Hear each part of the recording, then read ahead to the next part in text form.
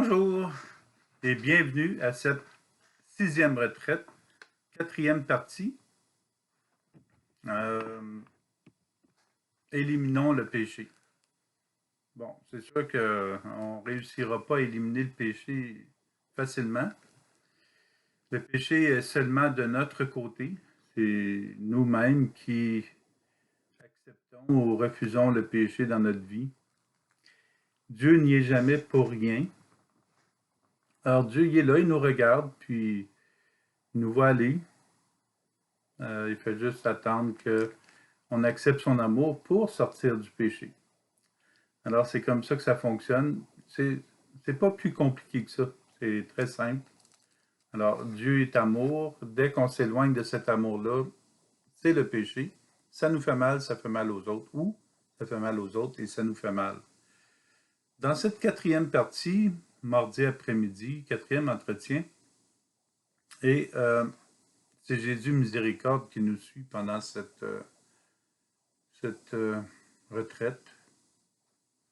Alors, on a besoin de recevoir les rayons de grâce du Seigneur pour nous garder dans le bon chemin, dans le chemin le plus réel possible et être soi-même le plus possible. Et ce qui nous empêche d'être soi, euh, c'est surtout toutes les choses ou toutes les personnes auxquelles on s'attache. Dès qu'on a un lien avec quelqu'un, même si on pense que c'est bien, je donne un exemple.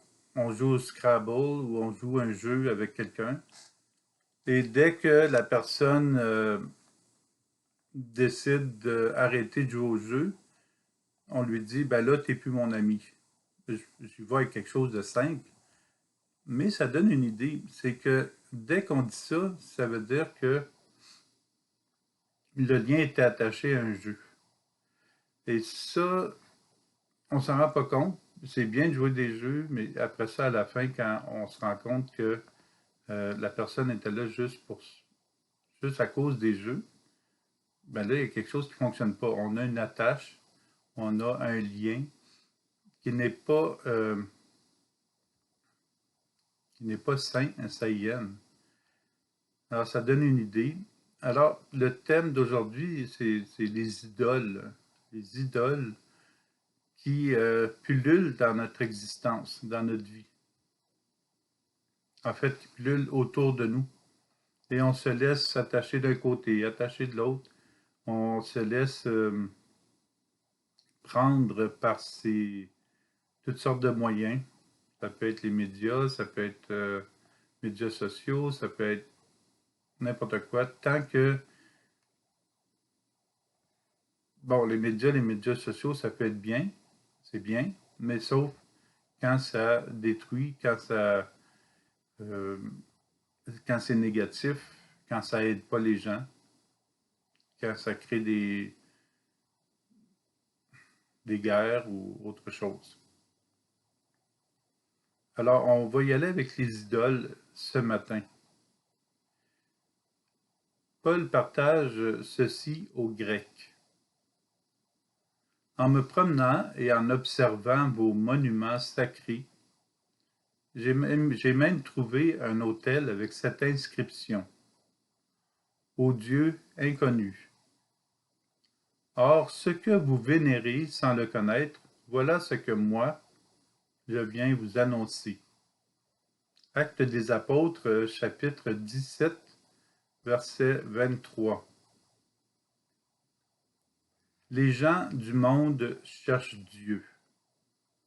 Mais s'ils n'ont aucun moyen de le trouver, ils vont inventer un Dieu, petit d, Dieu avec un petit d au départ.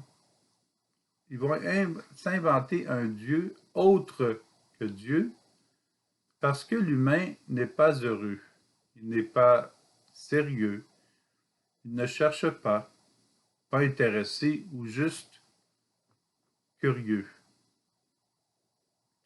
Toutes les raisons sont bonnes pour chercher des dieux, avec un petit d, qui ne demanderont rien et qui ne susciteront pas d'effort de la part de la personne puisqu'ils n'existent pas.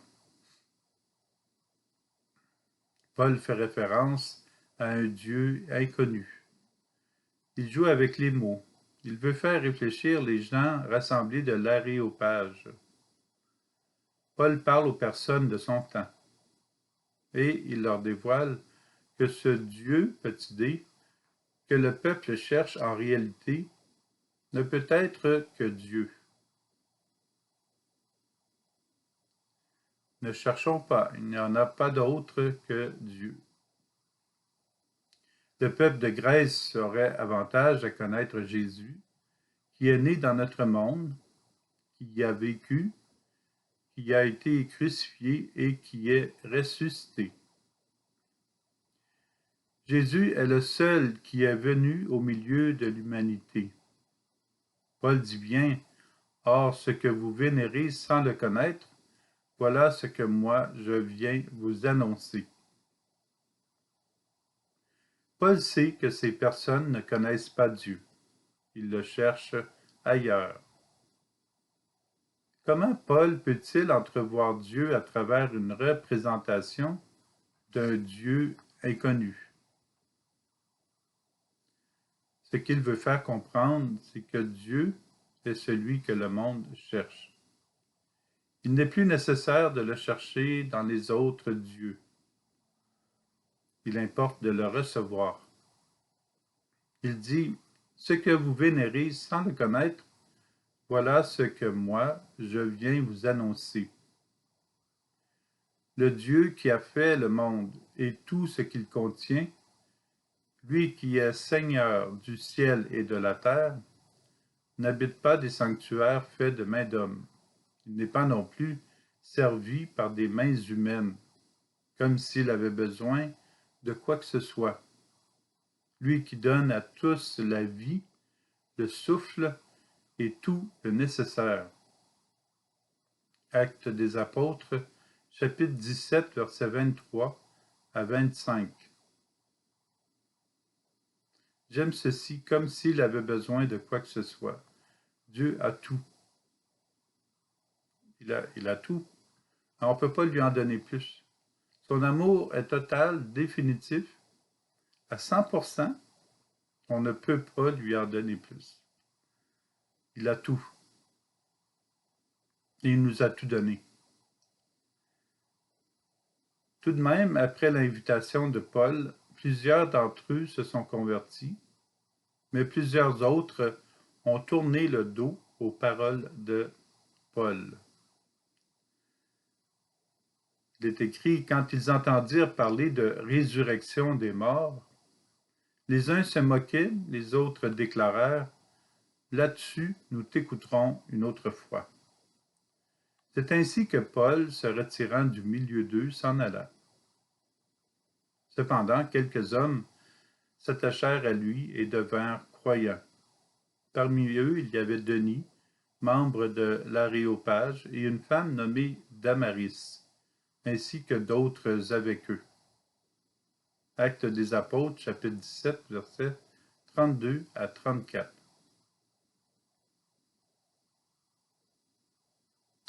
Même après avoir découvert que Dieu est et que les autres dieux ne sont pas, beaucoup de personnes ne veulent pas y croire. L'annoncer est une chose, l'accueillir en est une autre. Les obstacles sont multiples pour passer à côté de Dieu. Mais le plus grand obstacle est la fermeture du cœur à celui qui nous a créés. Cette prochaine affirmation de Paul est à prendre avec des pincettes. Lui qui est Seigneur du ciel et de la terre n'habite pas des sanctuaires faits de mains d'hommes. Actes des Apôtres, chapitre 17, verset 24. Est-ce que cela veut dire que nous ne pouvons pas avoir aucun sanctuaire pour prier Dieu, pour prier avec Dieu? Pourtant, Jésus est bien allé au temple de Jérusalem pour enseigner. Jésus est bien entré dans une maison pour célébrer la Pâque. Dieu, dans l'Ancien Testament, a demandé la construction d'une arche d'alliance en bois pour faire sa demeure. Sur ce point, nous nous en sortons assez bien. Nous comprenons qu'un lieu qui n'est pas offert à Dieu, Dieu n'y réside pas. Mais une Église qui est consacrée en demeure de Dieu sur terre, Dieu y est présent. Dieu demeure dans cette Église. Puis dans ces Églises, il y a des statues. Enlevons le voile sur les statues, entre ce qu'est une idole et ce que représente une statue dans une église.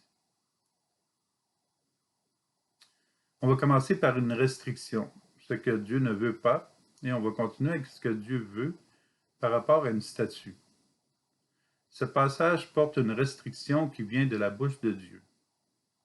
Tu n'auras pas d'autre Dieu, petit d, tu n'auras pas d'autre Dieu en face de moi. Exode chapitre 20, verset 3.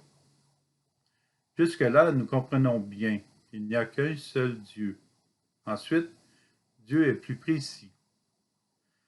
Tu ne feras aucune idole, aucune image de ce qui est là-haut dans les cieux, ou en bas sur la terre, ou dans les eaux, par-dessous la terre.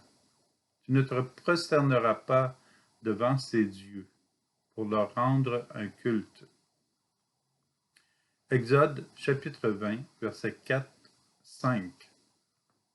C'est vrai, totalement vrai, il est écrit de ne pas avoir d'idole, aucune image de là-haut dans les cieux ou en bas sur la terre ou dans les eaux par-dessous la terre. Mais nous avons des images, des sculptures, des statues. Nous avons aussi des photos de nos parents, de nos enfants et des représentations de Jésus, de Marie, des saints et saintes. Dieu ajoute dans un autre passage, « Ils sont dans l'ignorance ceux qui portent leurs idoles de bois et qui adressent des prières à leur Dieu, qui ne sauvent pas. » Isaïe chapitre 45, verset 20. Alors, qu'est-ce que Dieu accepte? Qu'est-ce que Dieu n'accepte pas? Qu'en est-il vraiment? Y a-t-il une nuance à y apporter? Y a-t-il des conditions? C'est ce que nous tenterons d'élucider dans la suite avec d'autres passages bibliques. Voyons celui-ci. Moïse est sur la montagne et à l'écoute de Dieu. Pendant que Moïse reçoit les tables de la loi, les 10 commandements, le peuple s'impatiente et il commence à s'égarer. Remarquez que les 10 commandements, c'est une représentation de la parole de Dieu sur des tablettes de pierre. Alors, pendant que Moïse est sur la montagne avec Dieu, le peuple commence à se perdre et il veut adorer des dieux. Alors, le peuple dit, « Debout, fais-nous des dieux qui marchent devant nous. » En fait, ils sont en train de parler à Aaron. « Fais-nous des dieux qui marchent devant nous, car ce Moïse, l'homme qui nous a fait monter du pays d'Égypte, nous ne savons pas ce qui lui est arrivé. » Aaron leur répondit, « Enlevez les boucles d'or qui sont aux oreilles de vos femmes, de vos fils, de vos filles, et apportez-les-moi. » Tout le peuple se dépouilla des boucles d'or qu'ils avaient aux oreilles, et ils les apportèrent à Aaron. Il reçoit l'or de leurs mains, la façonne au burin, et en fait un veau en métal fondu. Ils disent alors, « Israël, voici tes dieux, qui t'ont fait monter du pays d'Égypte. » Ce que voyant, Aaron bâtit un autel en face du veau en métal fondu, et il proclame, « Demain, fête pour le Seigneur. » Le lendemain, levé de bon matin, ils offrent des holocaustes et présentent des sacrifices de paix. Le peuple s'assit pour manger et boire, puis ils se lèvent pour se divertir. Alors, demain, fête pour le Seigneur, on comprend que c'était pour le veau d'or. Exode chapitre 32, versets 1 à 6. Et l'autre phrase importante dans ce texte, c'est qu'ils vont dire, Israël, voici tes dieux, les veaux d'or, qui t'ont fait monter du pays d'Égypte. Alors, ils viennent de remplacer Dieu par un objet. C'est là le danger, de remplacer Dieu par un objet. Dieu guide toutes les personnes qui acceptent de le choisir. Dieu vient d'offrir les 10 commandements de vie, les recommandations au peuple d'Israël. Les 10 commandements sont écrits avec le doigt de Dieu sur des tables de pierre. Le peuple voit que Moïse tarde à descendre de la montagne. Dès que Moïse a le dos tourné et qu'il est dans la montagne, le peuple perd patience envers Dieu et en son envoyé, Moïse, se fabrique un veau d'or. Lorsque Moïse redescend de la montagne, le peuple s'est déjà détourné de Dieu et il adore maintenant un veau en or, un objet sans âme et sans signification. Nous avons tous un veau secret que nous camouflons quelque part en nous ou à la vue, près de nous ou sur notre cou, sur une tablette ou dans un autre endroit. Comme c'est facile de nous égarer de Dieu et d'adorer ce qui n'est pas de lui. La tentation est grande de penser que le veau, c'est un Dieu, de voir Dieu comme nous l'avons imaginé et non pas comme il est. Alors, de voir Dieu comme nous l'avons imaginé, comme un veau, mais non pas comme il est, Dieu lui-même. Le peuple d'Israël adore un veau en métal. Nous ne savons pas si le veau est bien beau, mais il l'adore. Combien de personnes aujourd'hui disent « Ah, je t'adore, je l'adore, j'adore ce chat ». Il y a quelque chose d'un éloignement de Dieu et de sa parole dans une telle expression, même si nous le disons distraitement ou familièrement. Cela devrait nous inciter à nous poser la question, est-ce que j'adore Dieu Trinité comme il se doit? Le peuple d'Israël pêche puisqu'il s'est détourné de Dieu. Et nous, avons-nous péché? Sommes-nous détournés de Dieu? Éloignés, détournés. Le Seigneur annonce à Moïse, « Va, descends, car ton peuple s'est corrompu, lui que tu as fait monter du pays d'Égypte. » Exode chapitre 32, verset 7. Le peuple s'éloigne de Dieu et prend en main sa destinée. Moïse doit être hors de lui et abattu. Rien ne peut être pire qu'un peuple qui s'éloigne de Dieu. Le mal s'infiltre dans le peuple et le retour à Dieu deviendra ardu. S'il y a un retour à Dieu. Nous pensons souvent que l'Église prend trop de temps sur certaines questions que nous voudrions voir réglées au plus vite. Mais pendant que nous voulons nos réponses, nous risquons de nous éloigner de la prière et de la volonté de Dieu. Si nous décidons de ce que nous voulons de l'Église, au lieu de laisser Dieu nous guider et nous instruire, nous construisons un veau. Il est précieux et brillant, ce veau. Il est le nôtre. Il est de notre volonté et non pas de la volonté de Dieu. Nous nous égarons dans ce que nous voulons et nous laissons de côté ce qui devrait nous animer totalement. Connaître Dieu, respirer Dieu, vivre Dieu, en préparation pour l'éternité avec lui. En réalité, tout ce qui nous garde distants de Dieu est possiblement une idole. Par exemple, la télé, lorsque nous regardons la violence, le sexe, les trahisons à répétition, et que nous laissons ces situations envahir notre mémoire. nous coupons l'espace qui existe, l'espace qui existe entre nous et Dieu. Nous sommes occupés ailleurs avec des idoles. Nous pouvons penser personnellement à toutes les autres situations et choses qui nous gardent attentifs plutôt qu'à notre relation à Dieu. Le veau distrait, déraille et nous détourne de la réalité de Dieu. Nous y observons une culture de mort couvrir graduellement une culture de vie. Il y a des moyens de pression pour éliminer l'Église. Il y a une augmentation de la quantité et une plus grande concentration de drogue et de toutes sortes de consommations qui détruisent la personne humaine. L'ésotérisme, les tirages de cartes, la boule de cristal. Toutes des choses qui nous éloignent de Dieu. Toutes ces pertes de sens conduisent à la fête, mais sans Dieu, comme il est arrivé au peuple d'Israël.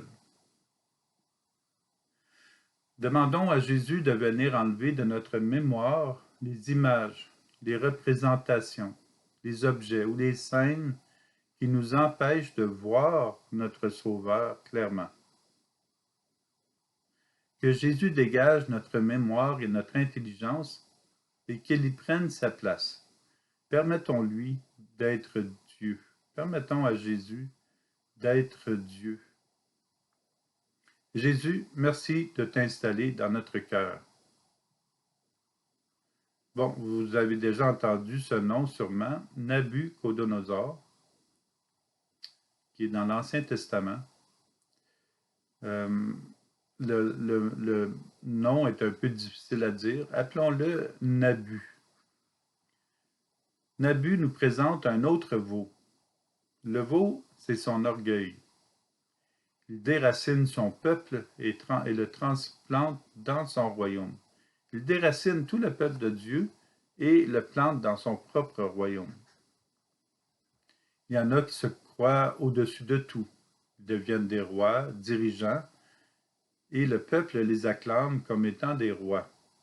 Le roi Nabu est maintenant au sommet de la gloire, sans reflet, bien sûr, et il se croit tout permis. Il se considère invincible, ce qui va à l'encontre de ses idées. Il va le rejeter et rejeter les personnes aussi. Rejeter les personnes mène aussi à rejeter Dieu. Nabu va s'en prendre à 3 personnes. Il dit, est-il vrai, Sidrac, Misac et Abdenago, que vous refusez de servir mes dieux et d'adorer la statue d'or que j'ai fait ériger? Daniel chapitre 3, verset 14. Le verdict vient de tomber. Le roi accuse ceux qui ne veulent pas adorer des dieux de métaux et, par ricochet, d'adorer le roi. La clé est dans ce qui suit. Le roi Nabuchodonosor leur parle ainsi. Est-il vrai, Sidrac, Misac et Abdenago, que vous refusez de servir mes dieux et d'adorer la statue d'or que j'ai érigée, que j'ai fait ériger? Êtes-vous prêts maintenant à vous prosterner pour adorer la statue que j'ai faite? Si vous n'adorez pas cette statue, vous serez immédiatement jetés dans la fournaise de feu ardent. Et quel est le Dieu qui nous délivrera de ma main? Daniel chapitre 3, versets 14-15. Le roi entre directement en conflit avec son prochain et avec Dieu. Par cette décision, il vient de s'éloigner de la grâce et il entre dans un sentier ténébreux qui le précipite dans le mal. Il refuse l'amour de Dieu. Il refuse d'aimer, de se laisser aimer. Et par le fait même, il dévoile qu'il ne s'aime pas lui-même. Nabu est quelqu'un qui n'a pas égard aux autres. Il est centré sur lui-même. Le monde gravite autour de lui. Il est prêt à détruire les personnes pour garder le pouvoir et son orgueil. Le roi Nabu est un personnage classique qui nous démontre clairement ce que c'est de marcher contre Dieu. Il nous permet de constater comment il est simple de dévier vers les idoles. Et nous savons que de nous diriger vers un veau de métal au détriment de Dieu, cela est très dommageable pour notre salut. L'égoïsme de Nabu, plus que réel, le déclare être l'idole du monde. Le monde doit l'adorer, au lieu d'adorer Dieu. Il est subtil et il prend un moyen détourné de persuasion. Il demande au peuple d'adorer et de se prosterner devant un objet de métal, un veau d'or. Le roi a besoin d'être adoré, et il apprend que quelques personnes ne font pas ce qu'il commande. Selon lui, c'est une faute abominable.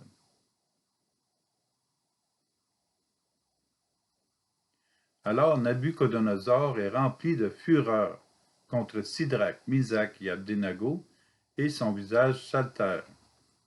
Alors, Sidrac, Misac et Abdenago n'ont pas voulu adorer le veau d'or du roi. Le roi Nabu ordonne de chauffer la fournaise 7 fois plus qu'à l'ordinaire.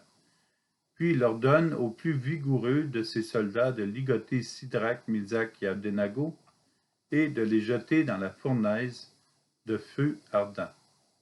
Daniel chapitre 3, versets 19-20. Les trois amis refusent d'adorer la statue et ils sont jetés dans la fournaise. Mais ils ont confiance en Dieu. Ils misent leur foi sur lui. Leur adoration est réservée à Dieu seul. Ils ont la foi. Puis Sidrac, Misac et Abdenago tombèrent ligotés au milieu de la fournaise de feu ardent. Or ils marchent au milieu des flammes, ils louent Dieu et bénissent le Seigneur. Rendez grâce au Seigneur, il est bon, éternel est son amour. Daniel chapitre 3, versets 23 à 24 et 89. Les trois hommes louent Dieu et ils reconnaissent sa grandeur, même au milieu des flammes. Un quatrième personnage se présente avec eux. Le roi Nabu dit « Je vois 4 hommes qui se promènent librement au milieu du feu.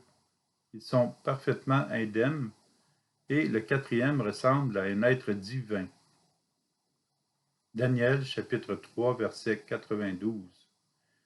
Le roi s'exclame « Béni soit le Dieu de Sidrac, Misac et Abdenago, qui a envoyé son ange et délivré ses serviteurs. Ils ont mis leur confiance en lui, et ils ont désobéi à l'ordre du roi. Ils ont livré leur corps plutôt que de servir et d'adorer un autre Dieu, petit d, que leur Dieu. » Daniel chapitre 3, verset 95. Dieu admire la ferveur des trois hommes dans la fournaise et il les protège de la main du roi. Les trois hommes savent qu'ils sont libres avec Dieu. Leur foi était bien établie avant même l'arrêt d'être jetés à la fournaise. Notre foi a besoin d'être établie en Dieu pour vivre et être libre malgré tout ce qui peut vouloir la détruire. Dieu est aussi avec le roi Nabu, mais celui-ci n'est pas avec Dieu. Il est opposé à Dieu. Il ne connaît pas Dieu. Et il est stupéfait que les trois hommes sortent intacts de la fournaise. Sidrac, Misac et Abdenago sont sauvés parce qu'ils adorent Dieu. Aussi étrange que le roi puisse reconnaître que Dieu a sauvé les trois hommes et qu'il semble sympathisant envers Dieu, il n'en demeure pas moins que dans son cœur, Dieu ne représente rien pour lui. Nabu fait confiance encore à son idole en or. Dans ses prochaines idées, nous allons découvrir un veau qui est tout à fait tourné dans une autre direction, à 90 degrés. Il demeure cependant un signe d'orgueil et d'égoïsme. Au lieu d'être un roi, comme Nabu qui ne pense qu'à lui, c'est le peuple qui, par orgueil et égoïsme, adore un veau qui le détruit graduellement.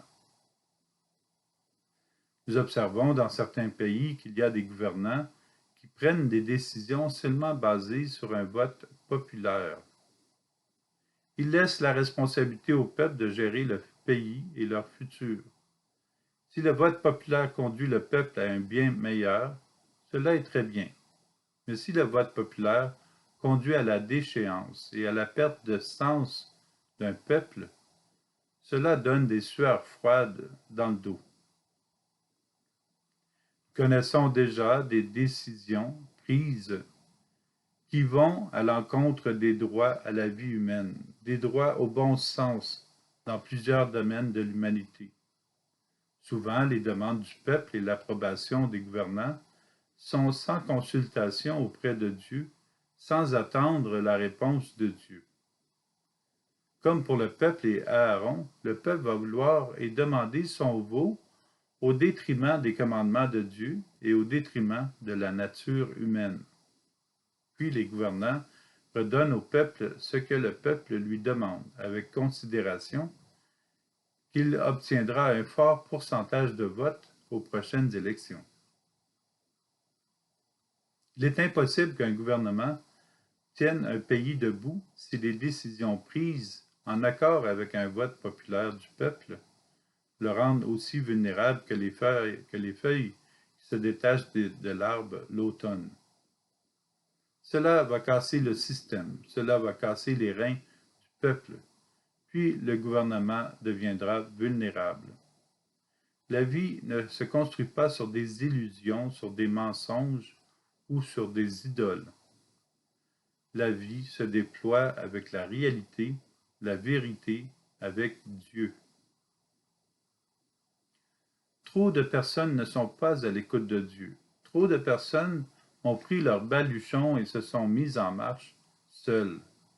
Elles s'éloignent de Dieu comme si Dieu n'existe pas, comme si Dieu les a laissées tomber.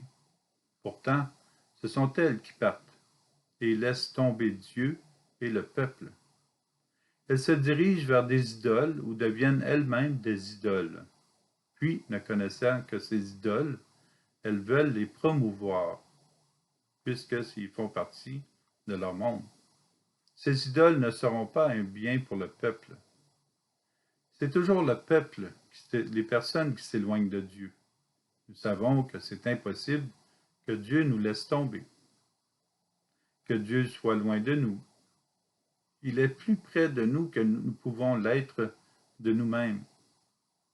Il nous aide dans la mesure que nous voulons du bien pour tous.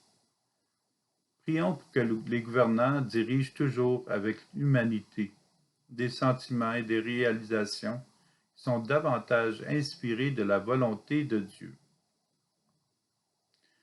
Alors, je veux juste ajouter quelque chose ce matin. Quand on parle du veau d'or, comme j'en ai parlé dans cet entretien, bon, Dieu demande de ne pas adorer un veau d'or, mais quand une représentation nous conduit vers Dieu, comme cette image ici, ça nous conduit vers Dieu, là, Dieu l'accepte. Parce que Dieu a quand même accepté que sur l'Arche d'Alliance, il a demandé de faire sculpter 2 chérubins. Alors, les chérubins sont là pour veiller sur l'Arche d'Alliance avec l'ombre de leurs ailes. Et l'ombre, ça nous fait penser à l'Esprit Saint. Alors, quand Dieu demande quelque chose, où une représentation nous conduit à Dieu, ici c'est Jésus miséricorde avec ses rayons, les grâces de son amour, ça nous fait dépasser l'image, ça nous conduit vers Dieu. Et ça, c'est accepté, ça c'est bien. Même si c'est une statue, c'est une représentation de 3 dimensions comparée à celle-ci, qui est une représentation 2 dimensions. Euh, aussi, ben, comme une photo. Aussi, avoir une photo de nos parents, c'est reconnaître ce qu'ils ont fait au nom de Dieu pour nous. Alors, à ce moment-ci, l'image ne devient pas une idole, mais elle nous conduit à Dieu. Tandis que le veau d'or conduit à l'égoïsme de Nabuchodonosor, à l'égoïsme des personnes et à l'orgueil des personnes. Et c'est là la distinction. Est-ce que ça retourne sur la personne ou sur un objet seulement, ou si ça nous conduit à Dieu? Une icône de Marie nous permet de voir la mère du Sauveur, celle qui a porté Jésus. Donc, ça nous conduit à Jésus. Et c'est ça qui est important de retenir. À chaque fois qu'il y a une représentation qui nous conduit vers Dieu et qui nous donne de méditer sur la présence de Dieu dans notre vie, comme il l'a été dans Marie, euh, qui a gardé Marie pure toute sa vie, c'est d'une beauté exceptionnelle. C'est vraiment de voir la beauté de Dieu dans la mère de Jésus. On ne peut pas avoir plus beau. On ne peut pas avoir plus belle créature sur la terre, plus bel être humain. Alors, c'est ça qui est la différence. De fait, tout ce qui est objet ou personne qui nous éloigne de Dieu, c'est une idole, c'est un veau d'or. Mais toute personne qui nous rapproche de Dieu ou image qui nous fait penser à Jésus et qui a une signification qui nous conduit à Dieu, ben ça c'est correct.